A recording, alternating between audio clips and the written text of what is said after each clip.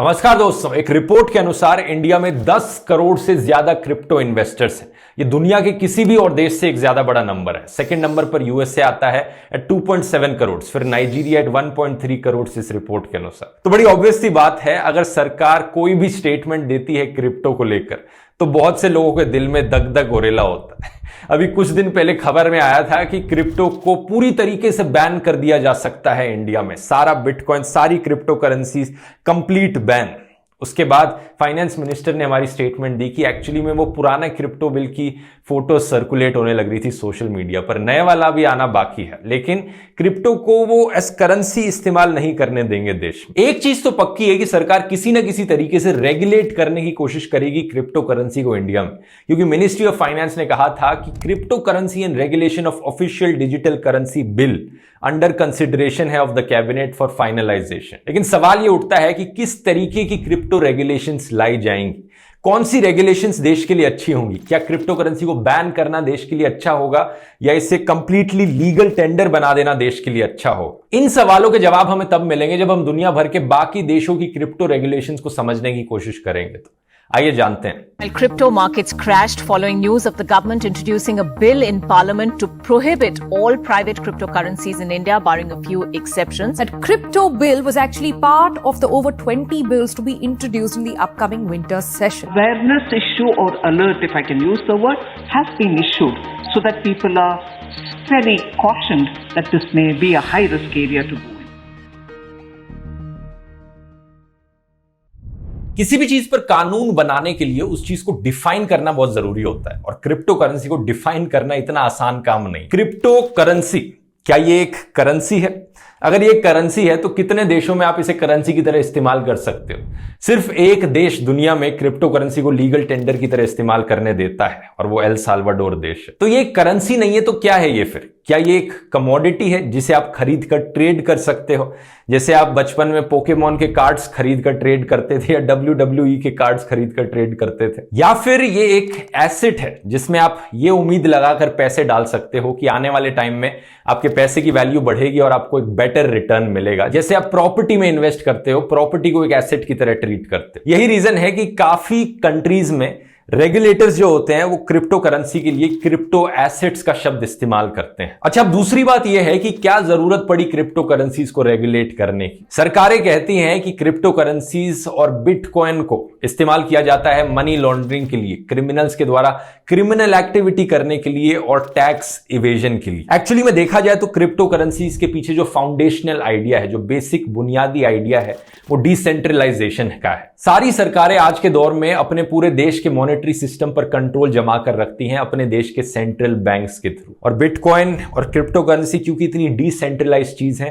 सरकार के कंट्रोल से ये बाहर है और सरकार अपना कंट्रोल खोना नहीं चाहती। मई 2021 में यूएस के लार्जेस्ट ऑयल पाइपलाइन सिस्टम पर एक रैंसमवेयर अटैक किया गया था हैकर्स के द्वारा। इसका नाम था कोलोनियल पाइपलाइन। इन्होंने पूरी पाइपलाइन को बंद कर दिया कुछ दिनों के लिए, और रिटर्न में इन्होंने पैसे मांगे बिटकॉइंस में। इन हैकर्स को पता था कि बिटकॉइंस एक एनोनिमस चीज है, कभी भी ट्रेस नहीं किया जा सकता इन्हें कि कहां से ये पेमेंट जाएगी, कहां पर ये बैठे हैं, तो छुपके ये पेमेंट ले लेंगे और निकल जाएंगे अटैक करके। लेकिन कुछ ही हफ्तों में यूएस सरकार ने एक्चुअली में ट्रेस कर लिया इन हैकर्स को और बिटकॉइंस को रिकवर कर ली। ये एक बहुत ही हैरान कर देने वाली चीज थी, क्योंकि इस पॉइंट ऑफ टाइम तक बहुत से लोगों का मानना था कि एक्चुअली में बिटकॉइंस और क्रिप्टो करेंसीज एनोनिमस चीजें हैं, कोई नहीं पता लगा सकता कहां से कौन से बिटकॉइंस जा रहे हैं, किन चीजों के लिए इस्तेमाल किए जा रहे हैं। इसके पीछे रीजन ये था कि यूएस सरकार के पास बहुत सारे रिसोर्सेज हैं ये ट्रेस करने के लिए, उनके आईपी एड्रेसेस और इन बिटकॉइंस को रिकवर करने के लिए। यही चीज बाकी देशों की सरकारों के लिए नहीं कही जा सकती। इसके अलावा अगर मनी लॉन्ड्रिंग की बात करें तो इन्फोर्समेंट डायरेक्टरेट ऑफ इंडिया के अकॉर्डिंग 4000 करोड़ रुपए पैसा इंडिया के बाहर लॉन्डर किया गया पिछले एक साल में क्रिप्टो करेंसी का इस्तेमाल करके। तो डेफिनेटली मनी लॉन्ड्रिंग, हैकर्स के द्वारा अटैक किए जाना, टेरर फाइनेंसिंग कुछ लेजिट कंसर्न्स हैं क्रिप्टो को लेकर, जिसके पीछे रीजंस बताए जाते हैं कि यहां पर रेगुलेशंस की क्यों जरूरत है। अब रेगुलेशंस की बात करें तो बाकी देशों ने क्या किया है क्रिप्टो को रेगुलेट करने के लिए। अब ज्यादातर देशों में दोस्तों बिटकॉइन और क्रिप्टो करेंसी लीगल जरूर है, लेकिन लीगल टेंडर नहीं है। मतलब इन्हें करेंसी की तरह इस्तेमाल नहीं किया जा सकता, लेकिन काफी और चीजों के लिए, इन्हें एसेट्स की तरह इस्तेमाल किए जाने के लिए, इन्हें खरीदना बेचना, ये चीज लीगल है।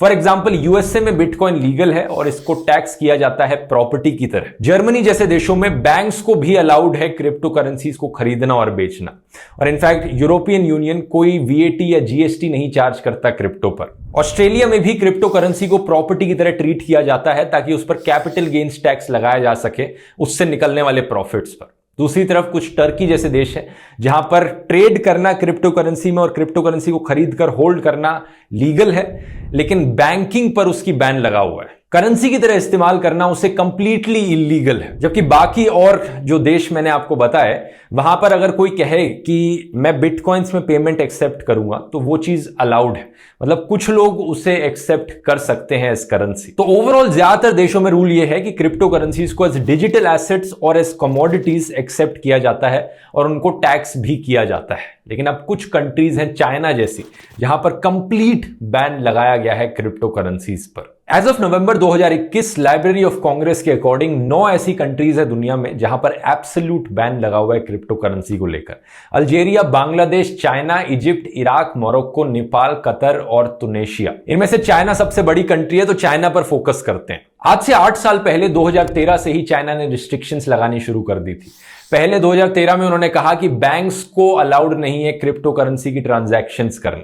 उसके 4 साल बाद 2017 में इन्होंने कहा कि जो पेमेंट गेटवेज हैं उन्हें बैन कर दिया जाएगा जो क्रिप्टो करेंसी की ट्रांजैक्शंस करते हैं। इसी की वजह से बाइनेंस, जो कि दुनिया का लार्जेस्ट क्रिप्टो एक्सचेंज प्लेटफॉर्म है, ये इनिशियली चाइना में लॉन्च हुआ था, लेकिन 2017 में इसने अपने हेडक्वार्टर्स रीलोकेट कर लिए चाइना के बाहर केमैन आइलैंड्स में। लेकिन 2021 में चाइना ने अपने रूल्स को और भी ज्यादा स्ट्रिक्ट बना दिया। जून के महीने में इन्होंने क्रिप्टो की माइनिंग पर भी बैन लगा दिया कि अब बिटकॉइन की माइनिंग भी नहीं हो सकती इनके देश में। और फिर होलसेल बैन लगा दिया, क्रिप्टो करेंसी से रिलेटेड हर तरह की एक्टिविटी करना बैंड है चाइना के अंदर। इनफैक्ट रूल तो ये कहता है कि चाइना के बॉर्डर्स के बाहर भी ये रूल एप्लीकेबल है। अगर कोई भी क्रिप्टो करेंसी से रिलेटेड प्लेटफॉर्म चाइनीज पॉपुलेशन को केटर कर रहा है तो अब वो भी बैंड है, चाहे वो चाइना के बाहर भी क्यों ना हो। इसका इंपैक्ट क्या हुआ? अप्रैल 2021 में 2/3 बिटकॉइन माइनिंग जो दुनिया में होती थी वो सारी चाइना में होती थी, लेकिन जुलाई 2021 तक ये सारी बिटकॉइन माइनिंग चाइना के बाहर शिफ्ट हो गई।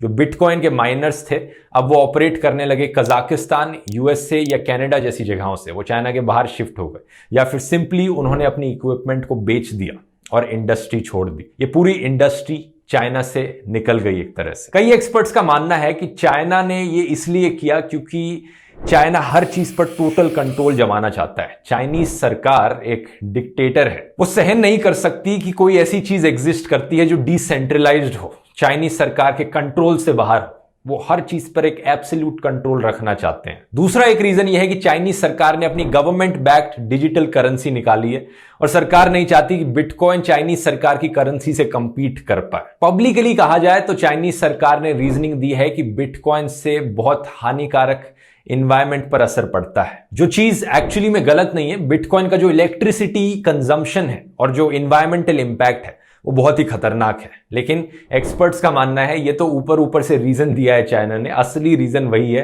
कंट्रोल जमाना अपना। दूसरी तरफ एल साल्वाडोर और बहामास जैसे देश चाइना के बिल्कुल ऑपोजिट है। एल साल्वाडोर दुनिया की पहली कंट्री बिटकॉइन को लीगल टेंडर बनाने वाली। उससे पहले सिर्फ $US लीगल टेंडर हुआ करता था इनके देश में। इसका मतलब यह है कि बिटकॉइन ना सिर्फ लीगल है बल्कि इसमें चीजें खरीदी बेची भी जा सकती हैं। इसकी डिटेल में मैंने चर्चा इस वाले वीडियो में करी थी, आप जाकर देख सकते हैं, लिंक नीचे डिस्क्रिप्शन में डाल दूं। पीछे एक बड़ा सिंपल रीजन बताया जाता है कि एल साल्वाडोर की इकोनॉमी रेमिटेंसेस पर बहुत चलती है। मतलब एल साल्वाडोर के सिटीजन्स जो एल साल्वाडोर के बाहर रहते हैं वो पैसा काफी भेजते हैं एल साल्वाडोर के अंदर, और वही एक बहुत बड़ा कंट्रीब्यूशन है इनकी इकोनॉमी में। 2020 में टोटल रेमिटेंसेस जो देश के बाहर से आई थी एल साल्वाडोर के अंदर वो $5.9 बिलियन थी, पूरे देश के जीडीपी का 1/5, और इसमें से $400 मिलियन सिर्फ ट्रांजैक्शन चार्जेस थे। क्योंकि ये जो कंपनीज होती हैं वेस्टर्न यूनियन मनी ट्रांसफर और मनीग्राम, ये काफी पैसा चार्ज करती हैं देश से बाहर पैसा भेजने के लिए। लेकिन बिटकॉइन के जरिए अगर ये पैसा भेजा जाएगा तो ये ट्रांजैक्शन चार्जेस ऑलमोस्ट